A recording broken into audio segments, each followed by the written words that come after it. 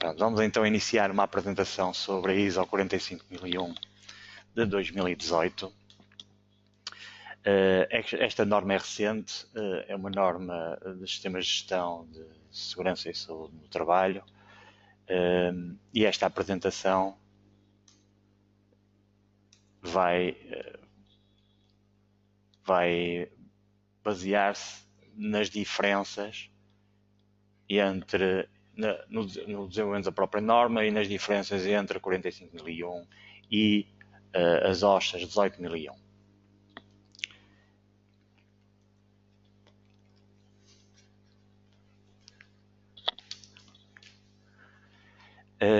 Pronto, então os objetivos será conhecer a 45001, conhecer os novos requisitos e os requisitos alterados relativamente à 18001-2007 e ter um conhecimento do calendário de revisão e de migração de uma norma para outra.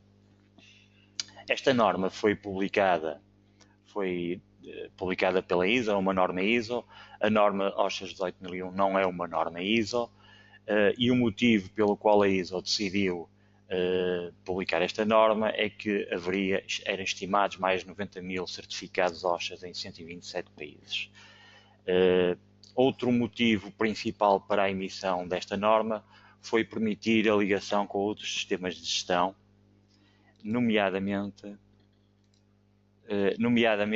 uma ligação à ISO 9001 e 2015 e à ISO 14001-2015. Estas normas já têm uma estrutura definida pela ISO, chamada estrutura de alto nível, e com a publicação desta 45001, estas três normas têm a mesma estrutura organizativa, o que permite, em termos de implementação de sistemas, um maior alinhamento nos requisitos e facilita a integração das práticas e dos sistemas de gestão.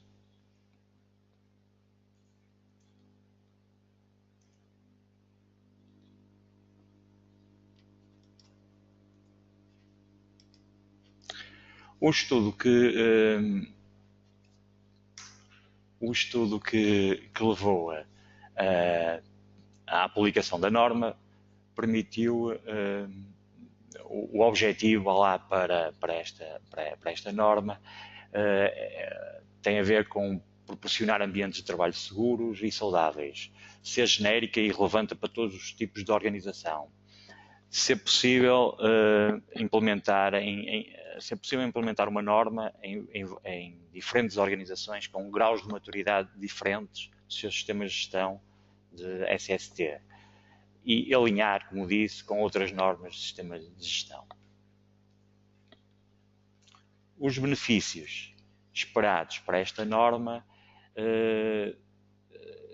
prendem-se com alguma clareza nas questões da SST, uma maior participação, uma maior liderança da gestão de topo e participação dos trabalhadores no sistema SST, o pensamento baseado em risco, que é um conceito que já está implementado na 9001 e na 14001, o alinhamento da política e objetivos de segurança e saúde no trabalho com a direção estratégica da organização e a integração dos sistemas de gestão nos processos de negócio da organização, bem como uma linguagem mais simplificada e uma estrutura comum e termos comuns com outras normas de gestão.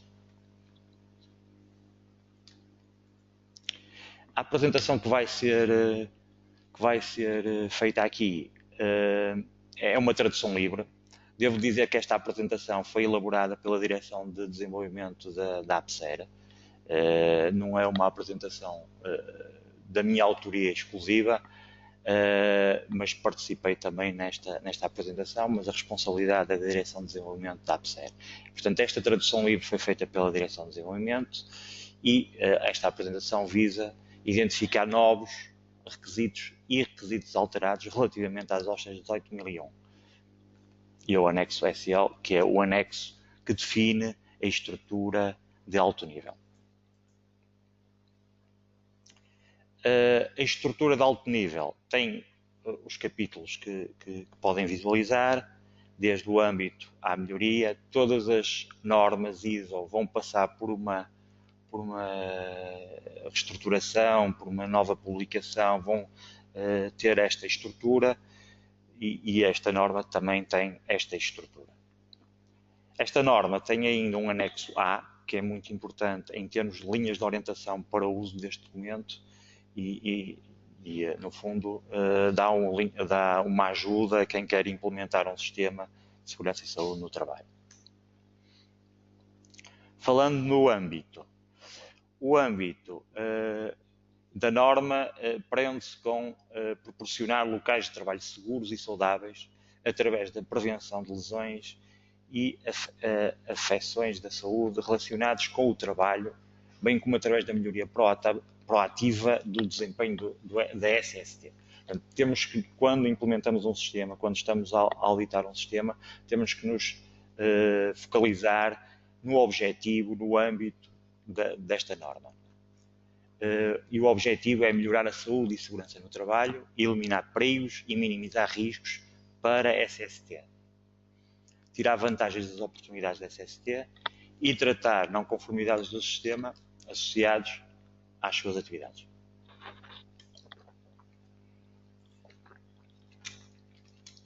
Portanto, o objetivo será melhorar continuamente o desempenho, o cumprimento dos requisitos legais e outros requisitos e atingir os objetivos do sistema. Os riscos para a SST que são geridos nesta norma têm que estar sob o controle da organização. Há aqui uma abrangência maior em termos de campo de aplicação da norma. Portanto, esta norma envolve todos os riscos sob o controle da organização. Vamos ver mais à frente o que é que isto significa. Falando um pouco sobre termos e definições que são importantes para enquadrar um pouco depois os requisitos da norma. O trabalhador para esta norma é uma pessoa que está sob o controle da organização, independentemente do regime que tem de acordo contratual com a organização. Podem ser pessoas temporariamente contratadas, de uma forma intermitente ou sazonal, tempo parcial, tempo global, e também incluem a gestão de topo e pessoas com e sem funções de gestão na organização. Portanto, o trabalhador aqui, no âmbito desta norma, é uma pessoa que executa o trabalho ou atividades relacionadas com o trabalho que estão sob o controle da organização. A norma define ainda dois conceitos que também estão um pouco alinhados com a legislação, que têm a ver com a participação e com a consulta. Participação é o envolvimento na tomada de decisão,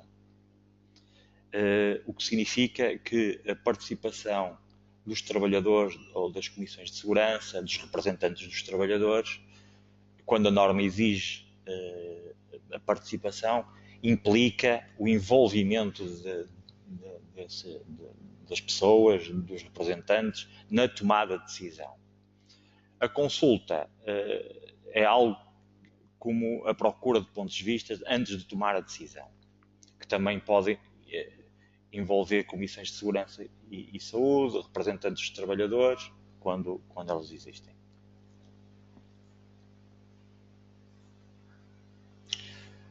O local de trabalho é outro conceito importante relativamente nesta norma, e o local de trabalho é o local sob o controle da organização. E aqui temos uma variedade grande de situações nas empresas. O local de trabalho pode ser, por exemplo, o local de um cliente, onde uma determinada organização desenvolve trabalho no cliente. É isso, o local de trabalho, aqui definido pela norma, é também esse local onde é desenvolvido o trabalho da organização. A norma define então aqui dois, em relação às compras, que é outra novidade, vá lá, em termos de diferenças com as OSHA 18001, define um prestador de serviços, que é um fornecedor, é um prestador de serviços, e define ainda um verbo que é o outsourcing. O prestador de serviços tem a ver com fornecer produtos ou serviços, mais concretamente serviços, para a organização de acordo com determinadas especificações. Outsource significa que a empresa não realiza parte das funções ou processos de uma organização, mas contrata uma organização externa para o fazer.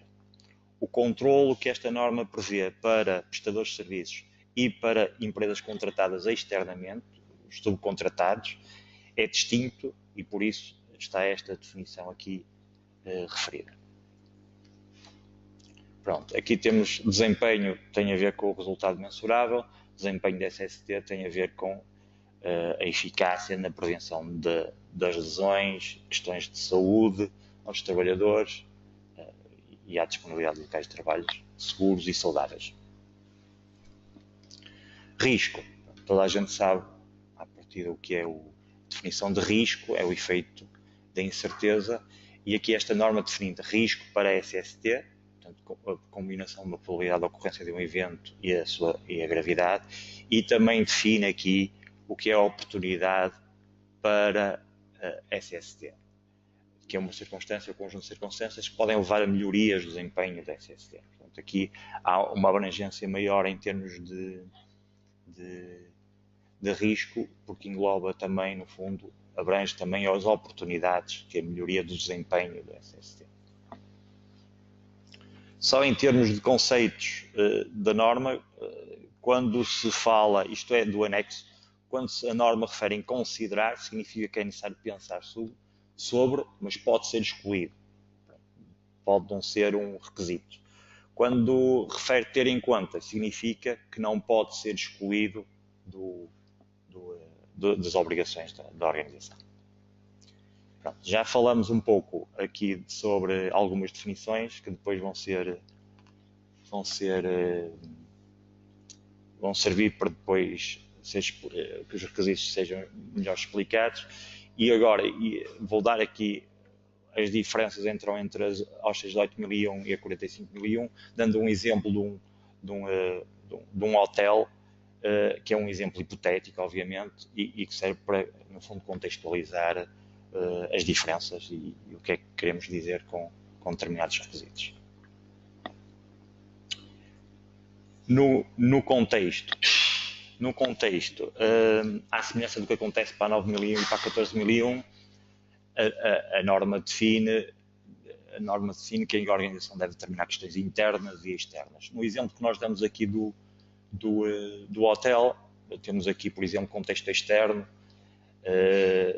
por exemplo, os terrenos baldios vizinhos que não são limpos, onde há o perigo de incêndio no tempo quente, isto é um contexto externo à organização, a sazonalidade na procura nos meses de maio e outubro. Contexto interno tem a ver mais com questões internas relacionadas com o trabalho, as instalações, o difícil acesso aos bombeiros, uma série de situações que podem ser identificadas pela organização para depois serem identificados riscos e oportunidades e posteriormente definir ações. O requisito 4.2 tem a ver com compreender as necessidades e expectativas dos trabalhadores e outras partes interessadas. Obviamente aqui os trabalhadores é a parte interessada mais relevante, mas existem outras partes interessadas e temos aqui que vamos dar exemplos a seguir sobre outras partes interessadas que podem ser identificadas pelas empresas. Parte interessada, ou stakeholder, para esta norma é a mesma coisa. A norma define que o termo preferencial é parte interessada, mas também pode ser definido como stakeholder. Parte interessada é uma pessoa ou organização que pode afetar e é afetada por ou tem uma percepção por uma decisão ou atividade da empresa, certo? Basicamente, parte interessada, a definição de parte interessada é isto. Temos aqui alguns exemplos, por exemplo, seguradoras, sindicatos, fornecedores que também acedem ao local de trabalho da organização, o Estado, para o cumprimento da legislação e regulamentação, também são exemplos de partes interessadas.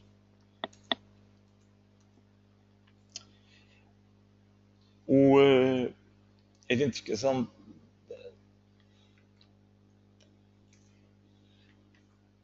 relativamente ao 4.3, as partes interessadas, convinha identificar as partes interessadas o mais concretamente possível para depois definir os seus requisitos. Identificar partes interessadas de uma maneira genérica depois não permite identificar quais são exatamente os requisitos ou as expectativas dessas partes interessadas. Na identificação das partes interessadas é muito importante concretizar exatamente quais são essas partes interessadas. Relativamente ao 4.3, o requisito 4.3 é determinar o âmbito do sistema. Basicamente é determinar quais são os produtos e serviços, atividades que a organização tem controle ou influencia, que têm impacto no desenvolvimento do sistema de segurança e saúde no trabalho. Nós damos aqui um exemplo do hotel em que temos, o hotel definiu como âmbito do seu sistema prestação de serviço de alojamento e lazer. No entanto, tem uma cozinha que subcontrata uma empresa e essa cozinha é utilizada para a preparação de refeições e tem uma maior sinistralidade e tem perigos acrescidos. Portanto, o âmbito aqui do hotel deveria incluir, neste caso, deveria incluir a cozinha e então o âmbito mais adequado seria prestação de serviços de alojamento, restauração e lazer. Porque, neste caso, os colaboradores que trabalham no hotel podem aceder à cozinha, a cozinha está dentro do hotel e então os riscos associados a estar na cozinha, a ter atividades na cozinha, também estão dentro do sistema de gestão, também a organização tem controle ou influencia e por isso, neste caso, a restauração deveria estar no âmbito do sistema de gestão.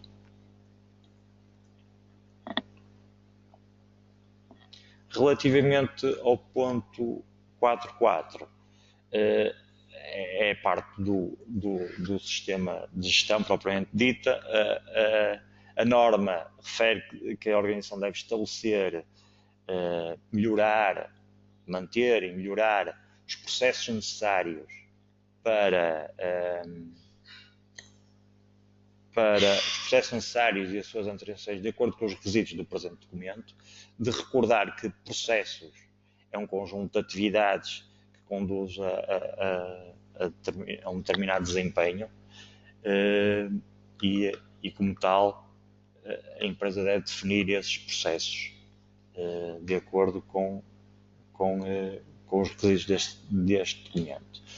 A palavra processo, implementar e manter processos, vem referido em vários requisitos desta norma. Temos aqui nestas secções vem referido a palavra processo e por isso os processos, ou seja, um conjunto de atividades que a organização tem que definir, que transforma inputs em outputs para ter alguma confiança de que esses processos são controlados de acordo são desenvolvidos de acordo com o que é planeado e são atingidos os objetivos a que se propõem os mesmos processos. A empresa deve definir assim processos para estes requisitos da norma. O ponto 5 tem a ver com liderança e participação dos trabalhadores.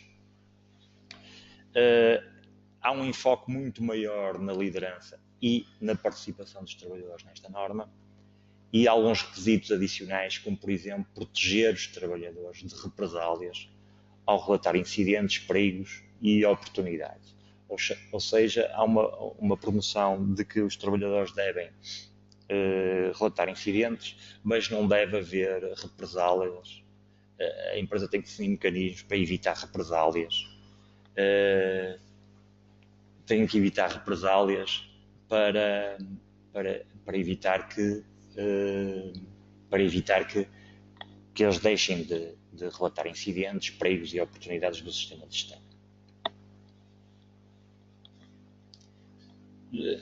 gestão. Estão a colocar algumas questões relativamente a alguns slides e eu no fim terei a oportunidade de responder.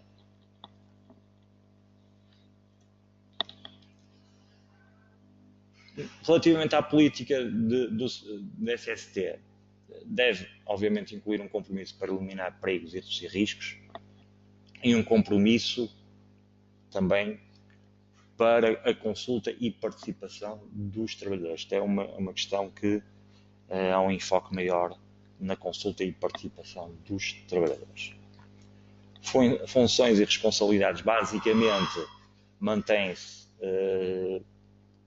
genericamente os mesmos requisitos, portanto assegurar que a gestão de topo deve assegurar que estão definidas as funções, as responsabilidades e autoridades para as funções relevantes dentro do sistema e são comunicadas a todos os níveis. Basicamente este requisito mantém-se. Um requisito novo, por assim dizer, é o 5.4, consulta e participação dos trabalhadores. Aqui há um enfoque maior na consulta e participação. A norma define consulta e participação, portanto, fornecer mecanismos, tempo, treino e recursos para a consulta e participação. Fornecer acesso oportuno a informações claras e compreensíveis. Aqui a informação e a comunicação da gestão de topo para os trabalhadores deve ser feita de uma forma muito clara. Determinar e remover obstáculos ou barreiras à participação e minimizar aqueles que não podem ser removidos. Portanto, aqui a organização deve, de alguma forma, ter a preocupação de transmitir toda a informação e envolver os trabalhadores na tomada de decisão. Depois, separa, em termos de requisitos de consulta, destacar a consulta dos trabalhadores sem função de gestão, consulta para determinar as necessidades e expectativas das partes interessadas, consulta para estabelecer a política de SST, para atribuir papéis, responsabilidades e autoridades, para determinar como cumprir os requisitos legais e outros requisitos. Portanto, a consulta aos trabalhadores deve ser feita de uma maneira abrangente praticamente a todo o sistema de gestão, inclusive para o planeamento, estabelecimento e implementação de um programa de auditorias. Relativamente à participação, e participação é o envolvimento na tomada de decisões, portanto, determinar os mecanismos para a sua participação em consulta, isto é a primeira situação, e depois na identificação de perigos e apreciação de riscos e oportunidades, nas ações para eliminar os perigos e reduzir os riscos, na identificação de requisitos de competências de formação e avaliação da formação, na informação que necessita de ser comunicada e como fazê-lo. Tudo isto são requisitos de participação dos trabalhadores que a organização deve ter em consideração. Muitas vezes a legislação laboral já implica a participação, a consulta e participação dos trabalhadores. Quando é assim, a empresa cumpre, se cumprir a legislação, está a cumprir a norma de referência. No entanto, aqui há requisitos adicionais que a empresa deve ter em atenção e cumprir relativamente à consulta e participação dos trabalhadores. Depois da identificação do contexto, identificação do âmbito, identificação das partes interessadas, a empresa, à semelhança do que acontece com os outros referenciais, deve determinar os riscos e oportunidades de modo a prevenir ou reduzir os efeitos indesejados, atingir a melhoria e garantir que o sistema atinja os resultados pretendidos. Ao determinar os riscos e oportunidades para o sistema de gestão, ter em conta os perigos, os riscos para a SST, oportunidades para a SST e outras oportunidades, e os requisitos legais e outros requisitos. Aqui a norma define dois tipos de riscos e oportunidades. São riscos e oportunidades do ponto de vista da gestão do sistema de SST, que é este requisito que está aqui referido, e os riscos para SST são os riscos que estão definidos e as oportunidades também que estão definidas após a identificação do perigo e avaliação dos riscos. E estes riscos e oportunidades que estão aqui referidos no 611 têm a ver com riscos e oportunidades para o sistema de gestão. E há aqui uma série de requisitos relacionados com determinar riscos e oportunidades associados com as mudanças na organização, com os seus processos e no seu sistema de gestão ou o seu sistema de gestão da SST. Esta organização, este requisito é um dos requisitos, depois vamos ver à frente, é um dos requisitos que a organização deve manter informação documentada. O 6.1.2.1 tem a ver com a identificação do perigo. A identificação do perigo basicamente mantém-se de acordo com o que estava definido nas OSHA 18.001, acrescenta algumas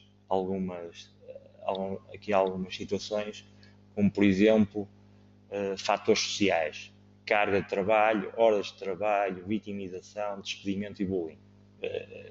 Devem ter em atenção perigos relacionados com estes fatores sociais e a norma dá aqui alguns exemplos.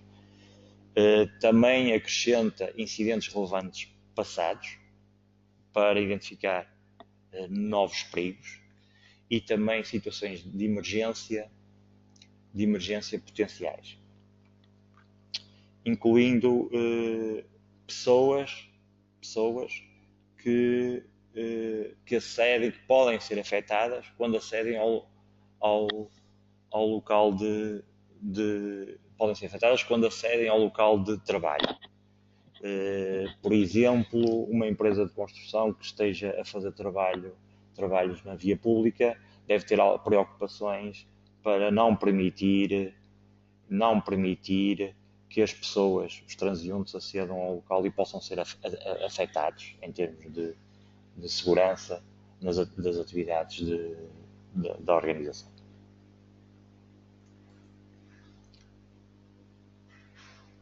Outras questões também estão relacionadas com a identificação de perigos, situações não controladas pela organização, que ocorrem nas imediações do local de trabalho e que podem causar também acidentes, lesões que afetam as pessoas que acedem ao local de trabalho. Depois temos a apreciação dos riscos para a SST e outros riscos para o sistema. Basicamente aqui, depois da identificação dos perigos, há que fazer uma avaliação dos respectivos riscos e avaliar a significância dos mesmos.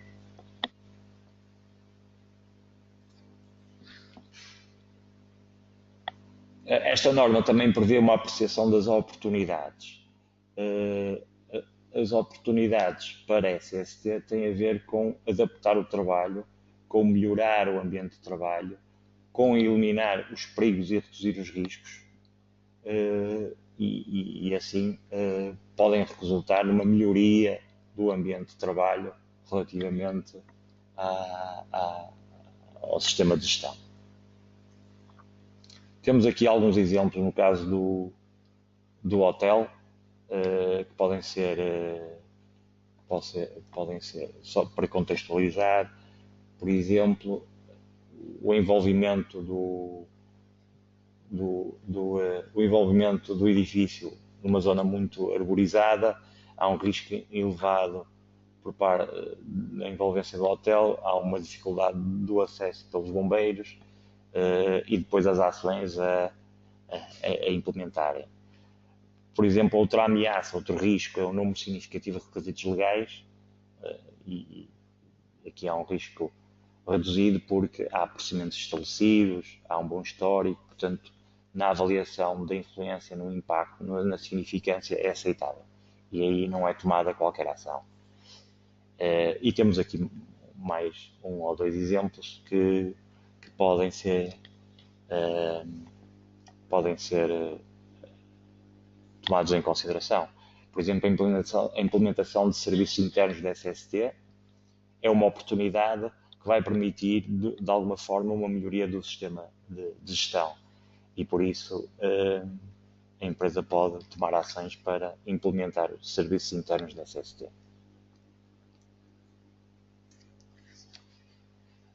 No planeamento das ações, como tivemos a ver, são ações para tratar riscos e oportunidades, ações para tratar requisitos legais e outros requisitos, ações de preparação para e resposta a situações de emergência. Isto são os tipos de ações que a organização deve planear para tratar riscos e as oportunidades que identificou. No final, depois de ter implementado as ações, obviamente a empresa deve avaliar a eficácia das mesmas ações. Para a implementação das ações, a empresa deve ter em consideração a hierarquia dos controlos, que tem a ver com, e vamos ver a seguir, tem a ver com implementar ações para minimizar, primeiro eliminar os perigos, depois minimizar riscos, depois tomar ações de reengenharia, de alterações de equipamentos, por exemplo, depois formação e, por último, a questão dos EPIs.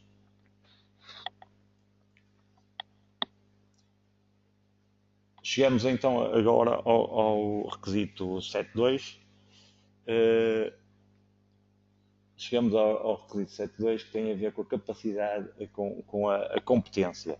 Portanto, a organização deve determinar as competências necessárias dos trabalhadores para garantir os objetivos do sistema e os trabalhadores são competentes e vem referido aqui, incluindo a capacidade de identificar perigos. Portanto, aqui há um envolvimento dos trabalhadores na metodologia de identificar perigos e a percepção dos riscos. Consciencialização. Os trabalhadores, as pessoas que executam o trabalho sob o controle da organização, devem estar conscientes de uma série de situações, incluindo dos acidentes e resultados das respectivas investigações de incidentes.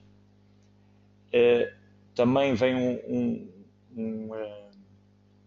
uma linha que tem a ver com a capacidade de se retirar de situações de trabalho que considerem serem um perigo grave ou iminente para a sua vida ou saúde, bem como os mecanismos para os proteger de consequências injustificadas por fazê-lo. Ou seja, a organização tem que definir, no fundo, comunicar aos trabalhadores e consciencializá-los de que podem, de alguma forma, se retirar de situações de trabalho em que existe um perigo grave e que, quando tal acontece, esses trabalhadores não são prejudicados, não são alvo de represálias.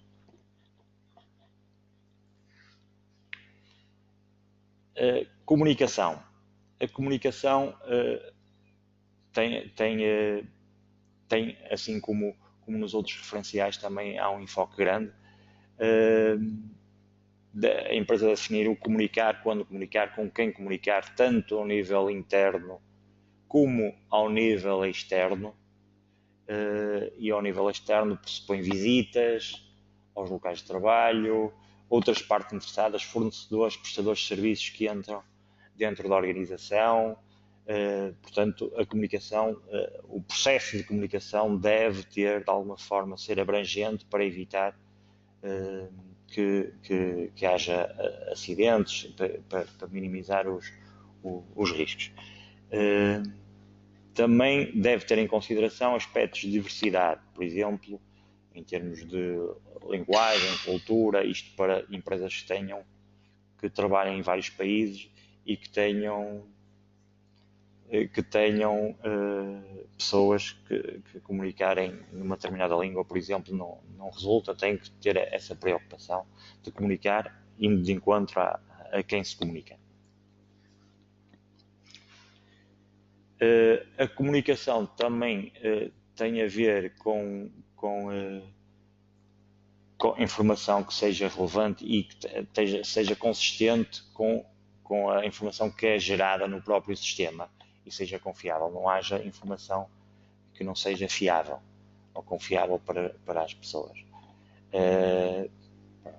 Há um requisito também de reter informação documentada, ou seja, ter registro da informação que é das comunicações que são feitas aos trabalhadores e às partes interessadas. Relativamente ao controle operacional, ou seja, o planeamento e controle operacional, há aqui um requisito adicional que é adaptar o trabalho aos trabalhadores e no planeamento das tarefas, no planeamento dos turnos, no planeamento das atividades que os trabalhadores têm que fazer, devem, de alguma forma, adaptar o trabalho aos trabalhadores, na definição ou redefinição dos processos, dos ambientes de trabalho, no acolhimento para os novos trabalhadores. Portanto, há aqui requisitos de adaptação do trabalho aos trabalhadores. Também existe aqui um requisito importante que é coordenar as partes interessadas do sistema com as partes relevantes do sistema com outras organizações. Por exemplo, em termos de acesso dos bombeiros à organização, às instalações, a empresa deve coordenar a parte relevante, que é a questão de emergência, com outras organizações.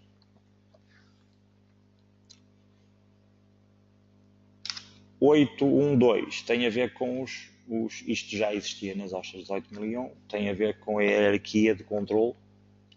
Primeiro eliminar o perigo, depois substituir por processos e operações menos perigosas, depois implementar controlos de engenharia e reorganização do trabalho, controlos administrativos como, por exemplo, a formação e, por último, equipamento de proteção individual.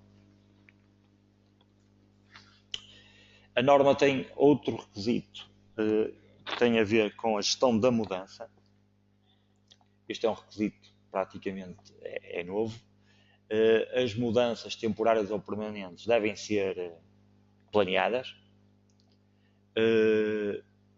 e as mudanças podem surgir de várias situações, como por exemplo novos produtos, por exemplo novos processos, alterações a determinados produtos que a empresa utiliza como matérias-primas, como produto acabado, e essas mudanças têm que ser planeadas e a empresa deve ter em consideração o impacto que tem na segurança e saúde dos trabalhadores, incluindo mudanças de requisitos legais, mudanças de conhecimento, a evolução no conhecimento e da tecnologia. Isso também a empresa deve ter em consideração também essas evoluções para alterar as suas práticas, para melhorar o seu sistema.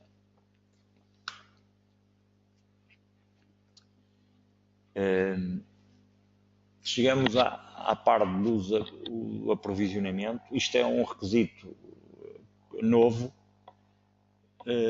desta norma.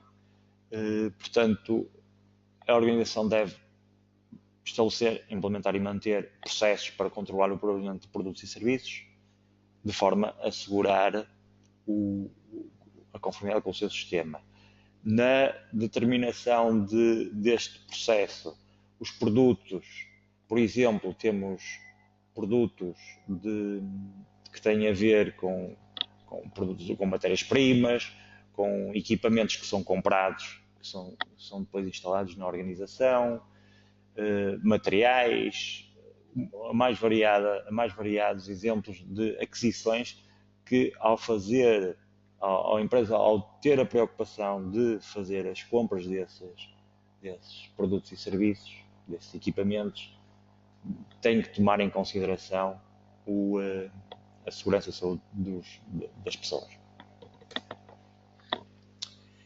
Depois a norma aqui define a questão dos prestadores de serviços, como tivemos a ver, são fornecedores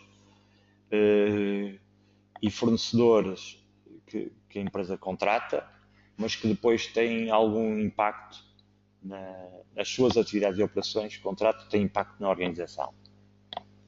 E por isso a norma prevê que esses processos de aproveitamento com os prestadores devem ser coordenados e devem ser controlados. Isso deve-se definir os critérios de segurança e saúde no trabalho para a seleção desses contratados.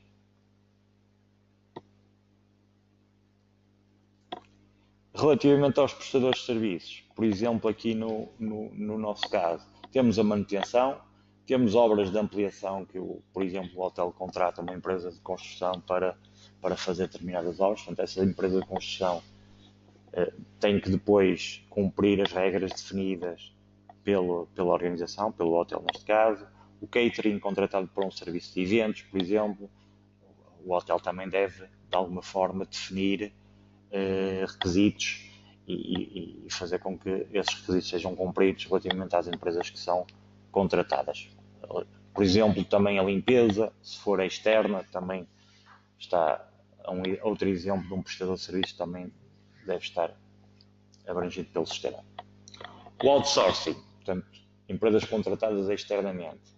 Aqui o impacto,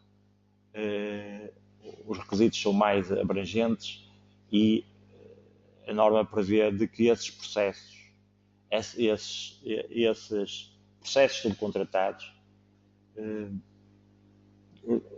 cumprem os requisitos legais e outros requisitos.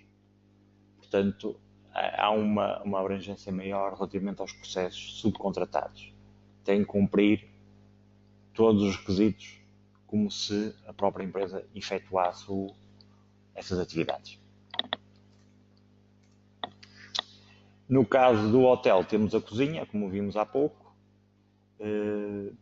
Temos, por exemplo, um spa, e esta operação é gerida por outra empresa, e estes processos, o hotel deve, de alguma forma, obrigar estas empresas a cumprirem requisitos contratuais e requisitos legais da SST.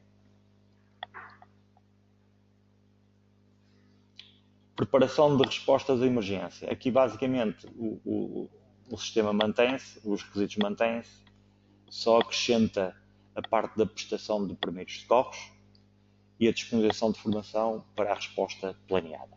Basicamente, os restantes requisitos da norma mantêm-se. O teste, exercício periódico, isso já vinha das OSHA 18.001, portanto, mantêm-se esses requisitos.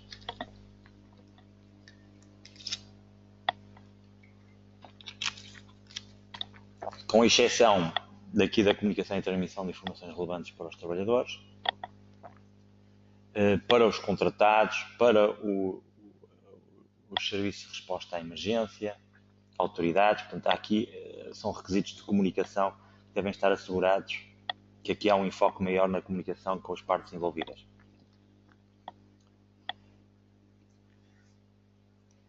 Relativamente à monitorização, medição e análise,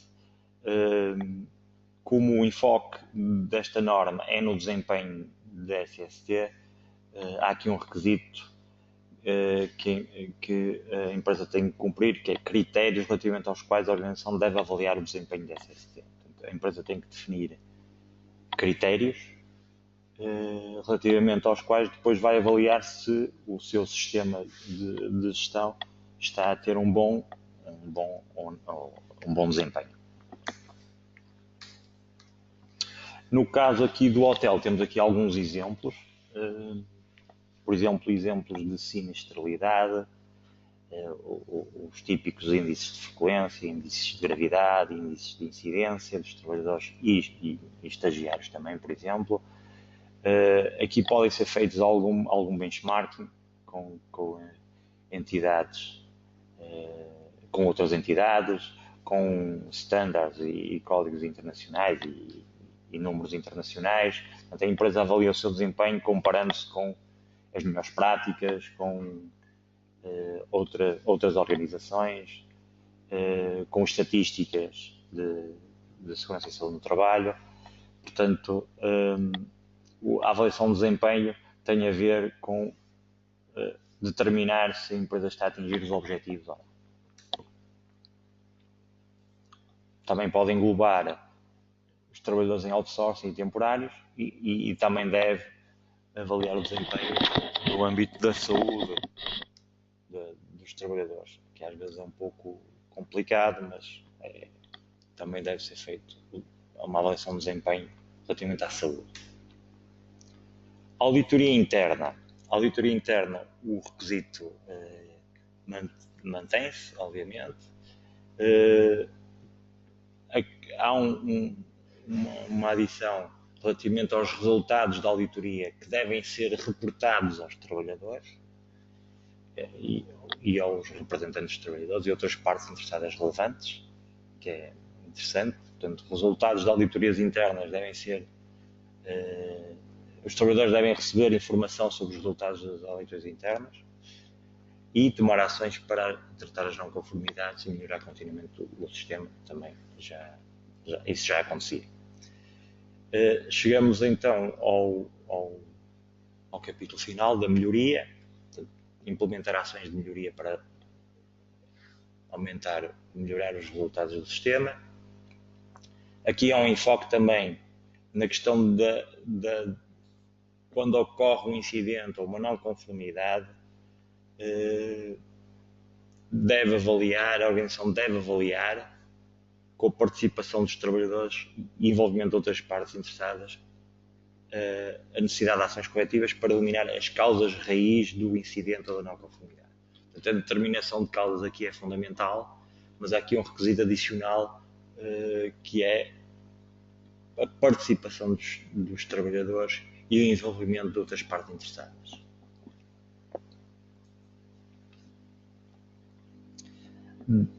Relativamente aos incidentes não conformidades, também deve comunicar essa informação aos trabalhadores relevantes para que tenham conhecimento de quais são os incidentes do ponto de vista estatístico, a natureza dos incidentes e o resultado das ações coletivas implementadas. Relativamente à melhoria contínua, há aqui um enfoque também grande na promoção da cultura que apoia o sistema, na promoção da participação dos trabalhadores para a melhoria contínua e comunicar os resultados da melhoria contínua aos trabalhadores. Este é um requisito que também tem de manter e reter informação documentada relativamente a este requisito. E basicamente, até agora, estes são os requisitos da norma 45001, ou as diferenças entre a 18001 e a 45001. Relativamente à informação documentada que é necessária a empresa manter e reter, há aqui uma diferença. A norma anterior falava em procedimentos e registros, aqui fala-se em informação documentada e fala em dois verbos: manter a informação documentada e reter a informação documentada. Portanto, manter a informação documentada são os procedimentos e reter a informação documentada são os registros. Portanto, aqui a norma no 751 refere que deve incluir informação documentada para evidenciar que cumpre a norma de referência e que o sistema cumpre aquilo que é suposto na norma de referência. Há aqui alguns requisitos onde fala em informação documentada, como por exemplo no âmbito, na política também fala em informação documentada, portanto a política deve ser documentada, nas funções, responsabilidades e autoridades também deve ser mantida a informação documentada sobre funções, responsabilidades e autoridades. Ações para tratar riscos e oportunidades, manter informação acerca de riscos e oportunidades e ações necessárias para os tratar. Apreciação dos riscos para a SST também refere que as metodologias e os critérios devem ser mantidos e retidos como informação documentada, ou seja, depois de apreciado o risco, serve de registro como evidência do sistema de gestão. Os requisitos legais e outros requisitos, a organização deve manter e reter a informação documentada sobre os requisitos legais. Objetivos da SST, a mesma situação. Competência, reter a informação documentada como evidência da competência. A comunicação, quando apropriada, deve servir como registro, como evidência do sistema. O planeamento e controle operacional. A monitorização e medição, obviamente, é um registro, portanto, a organização deve reter a informação documentada como evidência da monitorização e medição. A avaliação do cumprimento legal, a avaliação do cumprimento legal que se mantém de acordo com as OSHA 18001 é um registro. A auditoria interna também, como informação documentada, um registro, reter a informação documentada como evidência de implementação de um programa de auditorias e a revisão pela gestão. Incidentes e não conformidades e também melhoria contínua. Basicamente, estes são, de uma forma exaustiva, todos os requisitos, todos os capítulos da norma em que a norma obriga a manter ou reter a informação documentada. Agora ia referir um pouco sobre o programa de migração da OSHA 18001 para a 45001. Portanto, esta norma foi publicada em fevereiro deste ano e há um prazo de 3 anos para migrar, das OSHA 18001 para a 45001. 3 anos é o período de migração e a APSER está, neste momento, a proporcionar aos seus clientes a realização de uma auditoria dentro do ciclo de auditorias das OSHA 18001, a realização também de uma avaliação de acordo com dos requisitos adicionais da 45001, o que permite, numa auditoria dentro do ciclo, migrar para a 45001 e garantir o sucesso da migração, da adaptação do sistema das 18001 para a 45001. A partir de fevereiro de 2021, as OSHA 18001 deixa de ser um referencial válido e todas as organizações devem fazer a migração, no fundo, para a 45001. Resumindo e concluindo, temos então aqui alguns destaques relativamente à norma. Portanto, há aqui um enfoque maior no contexto da organização, portanto, uma maior compreensão das questões que podem afetar positiva ou negativamente a organização, um enfoque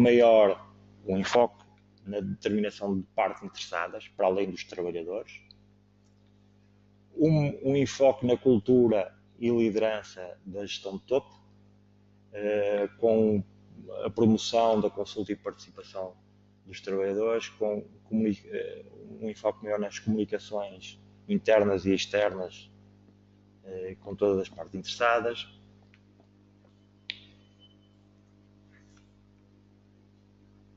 Um pensamento baseado em risco, com a identificação de riscos e oportunidades. Portanto, as ações preventivas deixaram de fazer parte da norma, mas a prevenção, as as ações preventivas continuam a estar implementadas, a ser necessário, com esta metodologia de identificação de riscos e oportunidades e tomada de ações. Portanto, estes riscos e oportunidades pressupõem a identificação de perigos, avaliação de riscos, determinação de requisitos legais e identificação de potenciais situações de emergência. Uma alteração em termos de conceito de documentos e registros para a informação documentada, um planeamento e controle operacional que engloba os prestadores de serviços e outsourcing e também a gestão da mudança, e uma avaliação de desempenho que permite determinar se o desempenho, ou concluir sobre o desempenho do sistema de gestão. A avaliação da conformidade, avaliar os cumprimentos dos requisitos legais e ter um registro relativamente a essa avaliação, e também a revisão pela gestão na revisão pela gestão, a gestão de topo deve comunicar as saídas relevantes aos trabalhadores. Portanto, até aqui há um envolvimento maior dos trabalhadores na gestão da empresa. Portanto, na revisão pela gestão, essa comunicação deve ser, as saídas da revisão pela gestão deve ser comunicada aos trabalhadores. Nos incidentes, não conformidades e ações corretivas, portanto, a determinação das causas raiz, reportar toda a informação aos trabalhadores, o envolvimento dos trabalhadores na investigação de incidentes e, por último, tinha aqui alguma bibliografia que podem consultar relativamente a este tema. Muito obrigado pela atenção e agora iria verificar aqui quais são as perguntas que estão aqui a ser feitas. A primeira é que estes dispositivos vão ser disponibilizados, portanto depois podem consultá-los e qualquer questão podem fazer mais tarde. Em relação ao exemplo que foi dado dos serviços de restauração, portanto, a pergunta é: presta serviços de restauração ou tem uma cozinha na cantina dos colaboradores? Não, presta serviços de restauração. Foi esse o exemplo, a clientes. Portanto, e por isso, quanto a nós, naquele exemplo, a restauração que é feita a clientes, é um serviço prestado, deve estar envolvido. Relativamente à cozinha, a cozinha dos colaboradores também tem que estar envolvida dentro do sistema de gestão, porque os colaboradores utilizam a cozinha e se a empresa tem uma cozinha, também é uma atividade que deve estar abrangida no sistema. Não, outra pergunta, eu estou a ler a pergunta, tenho que comunicar a pergunta para vocês. Outra pergunta é: tem a ver um representante da gestão de topo? Não tem de haver nenhum representante da gestão de topo, aqui só é referido à gestão de topo. Portanto, a gestão de topo, na sua globalidade, tem que cumprir aquilo que a norma refere. Se existe um contrato de prestação de serviços com uma empresa para fornecer as refeições, deve ser considerado? Sim, deve ser considerado esse contrato, exatamente. Deve ser considerado esse contrato e, nesse contrato, a empresa deve obrigar, de alguma forma, ou ter em consideração as situações de segurança e saúde das pessoas. Já respondi. Vão ter acesso aos dispositivos. A versão portuguesa da norma deve ser colocada em consulta pública depois do verão. Pronto, muito bem. Ficamos todos com essa informação.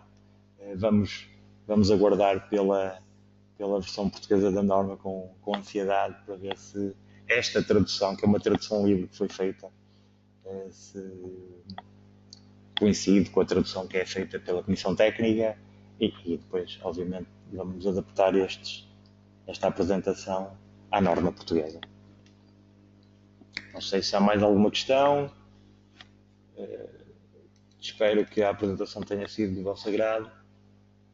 Obviamente, estamos disponíveis mais tarde para esclarecer qualquer assunto.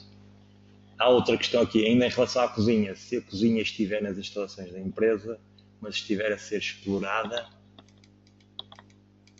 por outra entidade, em que considerada na avaliação de riscos, tem que ser considerada na avaliação de riscos. A questão aqui da cozinha é que está no local, está dentro do hotel. A questão não é estar a ser explorada por outra entidade. No caso que foi referido, ela estava a ser explorada por outra entidade.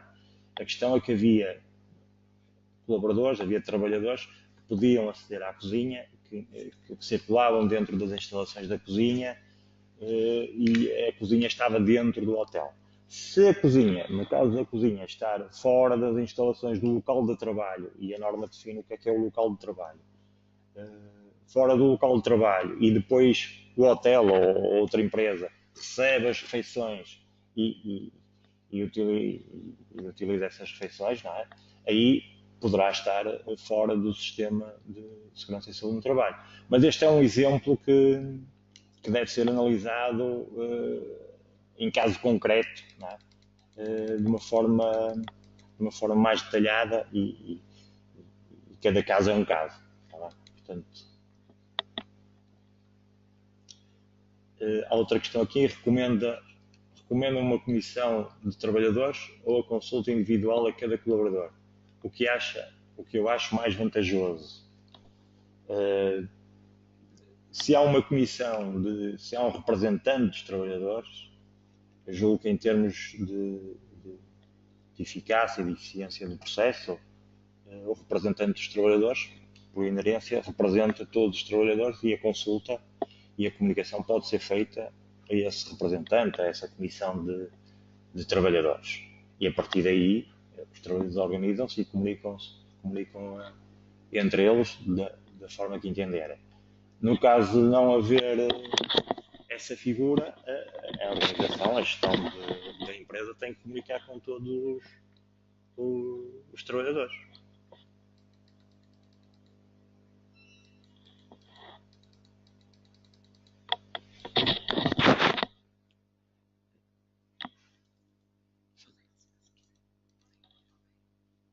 Em relação, há aqui uma questão relativamente da formação.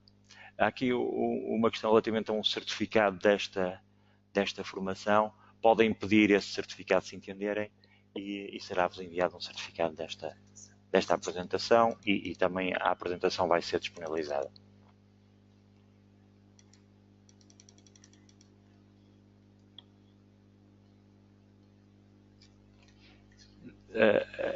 Uma pergunta aqui, a norma reforça a necessidade de um representante de trabalhadores na organização? Não reforça a necessidade de um representante.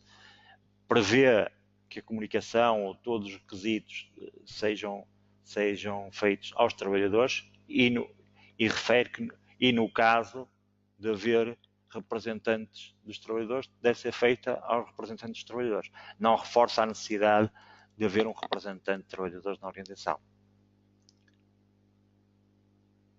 Tem de definir. Desculpem.